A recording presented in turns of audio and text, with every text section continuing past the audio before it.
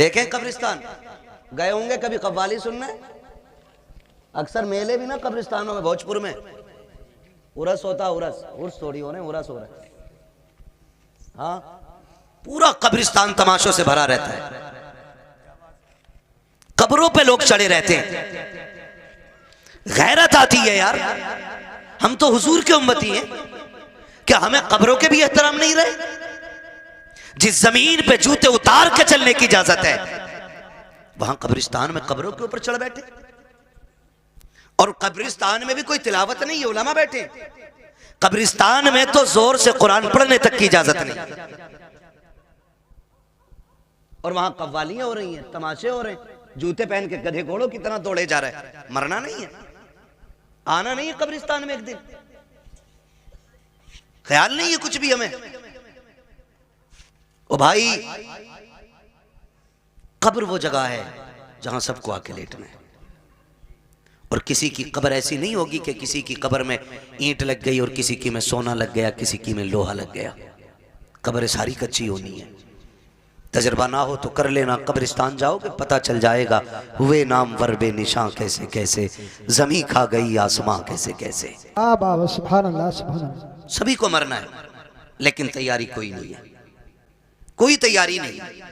और कई बार तो सीधे मदरसे वालों को लोग गालियां देते, ताने देते, तरह तरह की बातें करते।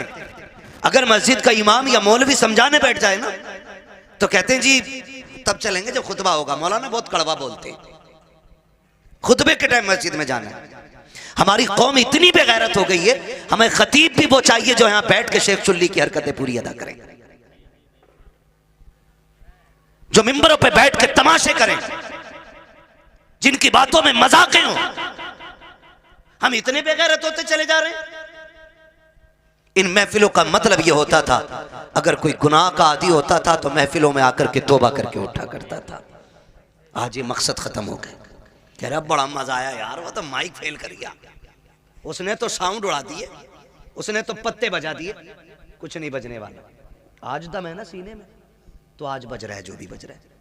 आज ताकत है ना, आप भी बुला रहे हो, डॉक्टर साहब भी कह रहे हैं आ जाना।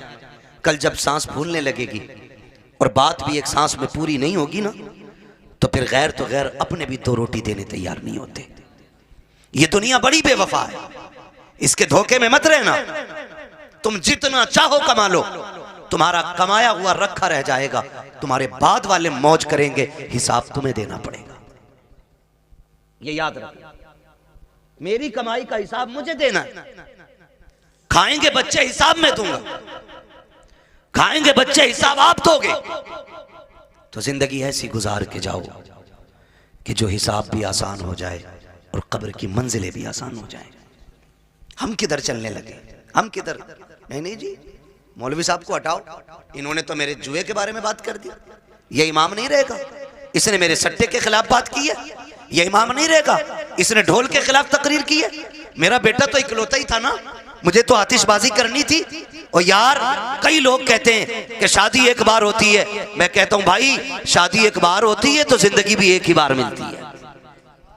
अभी से जैसे चाहो गुजार लो, इसे चाहो तो अल्लाह को राजी करके गुजार लो, और इसे चाहो तो अल्लाह को नाराज करके गुजार लो। माफ कीजिएगा, अगर मैं अभी खड़ा कर लूं ना तो 90% नौजवानों को नमाज याद नहीं होगी। 100 में 90 लोगों को नमाज दुरुस्त याद नहीं होगी। ये कंडीशन है हमारी। और कुरान वाला आ जाए और बैठे हो हम लोग नीचे, तो कुरान वाले के लिए उठ के खड़ा नहीं हो सकता, क्योंकि ये मुखिया का बेटा है, ये प्रधान का बेटा है, ये ठेकेदार का बेटा है, ये जमींदार का बेटा है। लाओ दुनिया की सारी डिग्रियां उठा के ले आओ, वकालत भी ला के पल्ले में रखो, जजों के पूरे जजमेंट ला के रखो, दुनिया के बड़े बड़े लोगों की, प्रोफेसरों की तालीम ला के पल्ले में रखो, अमीरों की सारी दौलत ला के रखो, पैसे वालों का पैसा रखो, सोने वालों का सोना रखो, जितनी सारी दौलत दुनिया में है एक पल्ले में ला के रखो। मैं कुरान वाले के सीने की एक आयत लेके आता हूँ, खुदा की कसम पूरी दुनिया की दौलत मिलकर के कुरान की एक आयत का मुकाबला नहीं कर सकते। पढ़ें कुरान, पढ़ें नौजवानों, मरना है सबको। जनाजे उठते हैं हर उम्र में, ये कोई जरूरी नहीं है बाल सफेद होंगे तब बंदा मरेगा। हाँ, अब तो अक्सर बूढ़े बैठे रह जाते हैं, एक ही घर से 4-4 जवान चले जाते हैं, पता चला भी दादा बैठा है। अभी बाप बैठा है, बेटे चले गए, गारंटी नहीं है, कोई गारंटी नहीं है। कब्र वो जगह है कि जिसको अंधेरे का घर कहा जाता है, जिसको कीड़ों का घर कहा जाता है, हाँ, जिसको बिच्छुओं का घर कहा जाता है, जिसको सांपों का घर कहा जाता है। ये तो करम है अल्लाह का, उसने मट्टी डाल के बंदों के अब छुपा दिए। अगर वो खोलने पे आ जाए तो बड़े अच्छे अच्छे मुंह नहीं दिखा सकते। हम किसी को क्या नीचा करेंगे? कोई कह दे यार दाढ़ी रख ले, तो कह रहा चलो तुम ही जन्नत में चले जाइयो। खेल समझ रखा जिंदगी को, तमाशा है ये भी कोई। यकीन नहीं आता तुम्हें ना, जाओ हॉस्पिटलों में जाके देखो, ऑक्सीजन लगे पड़े मुंह पे, ऑक्सीजन, सांस नहीं ले पा रहे। दौलत जाके पूछना, कोई कहेगा ये करोड़पति लेटा है, कोई कहेगा ये अरबपति लेटा है। अगर दौलत ही सब कुछ होती ना तो मुंह पे ऑक्सीजन नहीं लगता।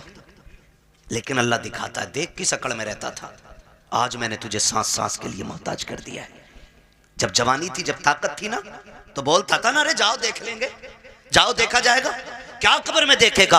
जब सांस फूलती है ना तो पूरी दौलत देख करके बंदा ना एक सांस वापसी की ख्वाब देखता है, तमन्ना करता है। तुम नहीं जानते हो, खुदा की कसम तारीख पढ़ करके देखो, बड़े बड़े दौलत वालों को देखो, आज अकड़ आ गई है, 4 पैसे आ जाते हैं फिर दीन कुछ नहीं है। जितने बड़े दौलत वाला उतना बड़ा अय्याश बना बैठा है, जितना बड़ा अमीन है उतना बड़ा चैलेंज कर रहा है, जिसके पास दौलत कसरत से है उतनी बेगैरती के साथ जिंदगी गुजारता जा रहा है। हमारी कौम का हुआ क्या है? ताशों में हम लग गए, ढोलों में हम लग गए, तमाशे हमसे आबाद है, मस्जिदें हमने वीरान कर रखी है। क्या जवाब खुदा को जाके दोगे? मुझे बताओ तो सही, जिसकी नाफरमानी करते हो उसके एहसानात याद है कि नहीं? तू सो के नहीं उठता है, खुदा नाश्ता पहले दे देता है। तू इबादत एक वक्त की नहीं करता, दोपहर का खाना खुदा देता है। तुझे जोहर असर का याद ख्याल नहीं आता, मगरिब का सजदा तूने नहीं किया, शाम का खाना उसने दे दिया है, ईशा की पड़े बगैर तू तो सो गया था। तुझे तो कपड़ों का होश नहीं, तुझे तो बदन का होश नहीं। वो कैसा मालिक के कुल है, तुझे बेहोशी के आलम में ऑक्सीजन की कमी नहीं करता है, फेफड़ों की रफ्तार नहीं रोकी जाती है,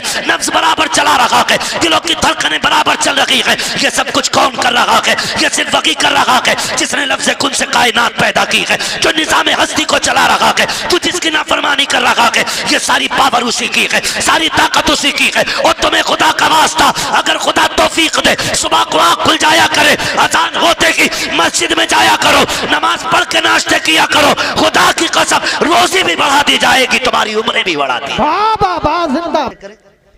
फजर के बाद कुरान लेके बैठे, कुरान लेकर के बैठे, ये हम पे लाजिम है, बैठे हम कुरान लेकर के, फिर देखो अल्लाह कितनी बरकतें दे रहा। लेकिन माफ कीजिए, हमें खुदा पे उतना भरोसा नहीं रहा जितना तावीज़ों पे हो गया, जितना डोरियों पे हो गया। हाँ, जितना डोरियों पे हो गया। मुझे बताओ, मैं कहता हूं ये जितने वायरस फैले ना डॉक्टर साहब, अगर अल्लाह सिर्फ ऑक्सीजन कम कर देना तो वाकई किसी वायरस की जरूरत नहीं है। पूरी दुनिया सजदे में पड़ी होगी, पूरी दुनिया। लेकिन वो जबरन किसी को अपनी बारगाह में लाना नहीं चाहता। वो तो कहता अब मैंने तुझे दोनों रास्ते दिए, तुझे जन्नत का भी मालूम है, दोज़ख का भी मालूम है, अब फैसला तुझे करना, तुझे मैं प्यारा हूं या तुझे दुनिया प्यारी है? कह रहा मौलाना मैं कतई हराम काम ना करता, मगर मजबूरी आ गई, बालक भूखे थे। तू बता, तू बड़ा है या नबी की बेटी फातिमा ज़हरा बड़ी है? मुझे बता तो सही। एक दिन मेरे हुजूर बेटी के घर तशरीफ लाए, जाओ जाके बेटियों से भी कहना। आज कितने घरों में इसलिए तलाक हो जाती है, बेटियों के शौक पूरे नहीं हो पाते ना, तो शौहरों को गालियां देती हैं, ताने देती हैं, तो फिर शौहर मजबूरी में तलाक दे देता है। जाओ जाके बेटियों से कहो, कामयाबी ये नहीं है कि तू 70,000 का जोड़ा पहने, कामयाबी ये नहीं है तू 20,000 का लहंगा पहने। कामयाब बेटी वो है जो पैबंद लगे कपड़े पहन के शौहर को राजी करके दुनिया से चली जाए, वो सबसे ज्यादा कामयाब बेटी है। लेकिन ख्वाब बड़े, शौक बड़े। जब से ये आए ना ये खिपड़े मोबाइल है, अब तो नमाज छोड़ देगी लेकिन सीरियल नहीं छोड़ेगी, रोटी में लेट हो जाएगा लेकिन सीरियल देखेगी। ये तमाशे हमारे घरों में आ गए, और वो फैशन फिर हमारी नस्लों में उतर आया, वही फैशन उतर आया, वही फैशन हमारी नस्लों में उतर आया। हमें हो क्या गया? आज दुनिया चीख रही है, दुनिया चीख रही है। फिर वो जब देखती है तो शोहर से कहती है मुझे ये चाहिए ऐसे कपड़े।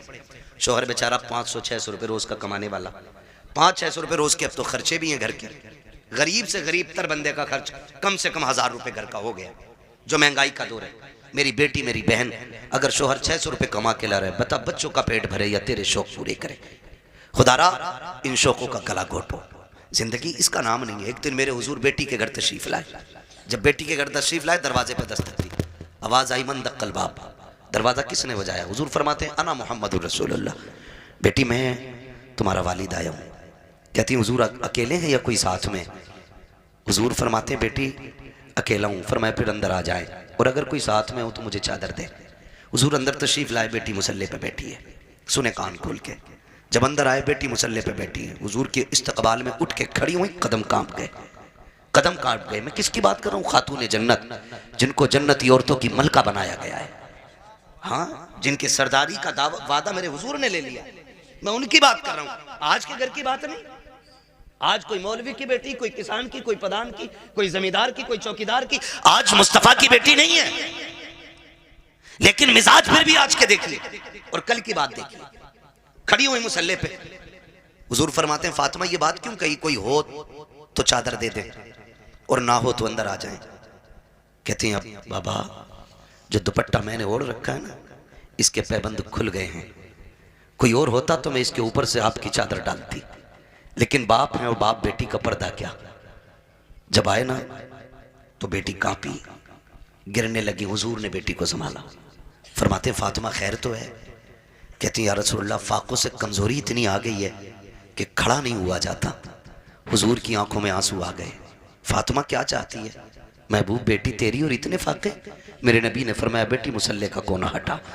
जब कोना हटाया ना तो मुसल्ले के नीचे हीरे जवाहरात का दरिया था। आका फरमाते बेटी जितने चाहे भर ले, मगर याद रखना या तो दुनिया ले लो या आखिरत ले लो। खातून जन्नत ने वही कोना छोड़ दिया। कहती आका फातिमा की पूरी जिंदगी खुदा के लिए गुजरी है, मुझे इस दौलत की कोई जरूरत नहीं है। आज हुआ क्या है हमें? आज हुआ क्या है? बात बात पे बेटियां तलाक मांगने लगती हैं। चल चल तेरे घर में सुख नहीं पाया, तेरे घर में सुकून नहीं पाया। और जब लड़ाइयां होती हैं ना तो फिर ये भी फोन करके कहते हैं आऊं क्या बेटी? वो कहती है आओ अब्बा जरा देखियो ही ना आके। सुनो, शादी के बाद औरत के हक में सबसे ज्यादा ताकतवर उसका शोहर होता है, बाप चाहे करोड़पति क्यों ना हो। शोहर से ज्यादा ताकतवर कोई नहीं उसके लिए। आपके पास दौलत है, आप गए आपने जाके तमंचा कान पे रख दिया, लेकिन शोहर 3 बार कहेगा तलाक तलाक तलाक, पूरा खेल खत्म, सिस्टम खत्म। अब आप कुछ नहीं कर सकते, मार सकते हो लेकिन बेटी को जिंदगी नहीं लौटा के दे सकते। जो इज्जत गई है वो नहीं लौटा के दे सकते। आपसे भी थोड़ी सी गुजारिश है, मियां बीवी के झगड़े हुआ करे तो उड़ के न जाया करो, उड़ के न जाया करो। क्या कर बेटी गलती तेरी है तो राजी तू कर, और गलती शोहर की है तो फिर हम बाद में बात कर लेंगे। गरम गुस्से पे ना जाओ। नुकसान किस चीज का हो रहा है? झगड़े पहले भी होते थे और आज भी हो रहे हैं, लेकिन फर्क इतना, पहले झगड़े होते थे और बीवी घर जाते जाते 8 दिन लग जाते थे, गुस्सा ठंडा हो जाता है। और आज तो औरतें भी इतनी चला के पहले फोन लगा लिया, फिर कह रही है आदमी से बताओ क्या कह रहे थे तुम, फोन चालू है, मेरे बाप को क्या कह रहे थे, तो वो उसे क्या मालूम फोन लगा हुआ, वो कहते तेरे बाप को भी देख लूंगा मैं, वो सुन रहा है। अभी झगड़ा खत्म नहीं हुआ, गाड़ी दरवाजे पे, क्या कह रहा भाई देख के दिखा, आए गिरबान पकड़ लिया, बस इतने गुस्सा का पीता हो गई तलाक, मरो अब जा करके। और ये तलाक कराने वाले खुद अपनी बेटी को इज्जत के टुकड़े नहीं दे पाते।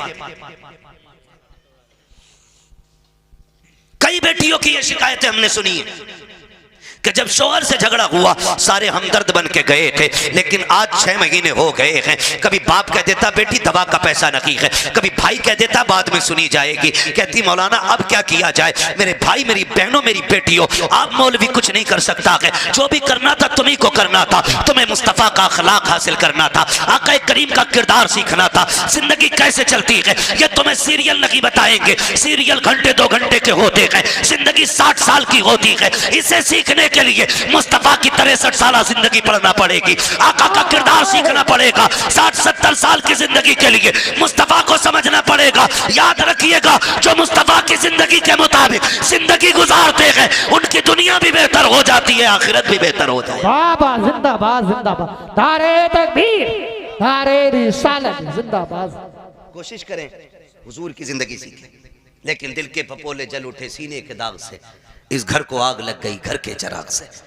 माफ कीजिएगा, हमारी कौम को जितना शौक नाचने और कूदने का है ना, उतना अल्लाह रसूल की बातों का शौक नहीं है।